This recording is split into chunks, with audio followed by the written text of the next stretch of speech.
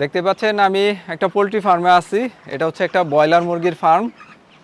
মুরগিগুলো রেডি হয়ে গেছে, 2-1 দিনের মধ্যে বিক্রি হয়ে যাবে।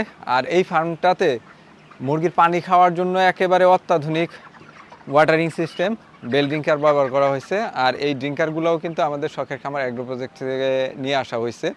বেল ড্রিঙ্কারে যখন আমরা মুরগিকে পানি খেতে দেই তখন কিন্তু মুরগির পানির অপচয় হয় না, মুরগি সব সময় পানি পায়। কারণ বেল ড্রিঙ্কার অটো সিস্টেম হওয়াতে আপনার ট্যাঙ্কে যদি 1 লিটারও পানিও থাকে, ওই 1 লিটার পানি কিন্তু পুরো শেডের সবগুলো মুরগির সবগুলো পাত্রে ছড়ায় যায়, যে কারণে ঔষধের অপচয় হয় না। আর মুরগি সবসময় পানি পেয়ে থাকে, যে কারণে মুরগির গ্রোথ ভালো আসে।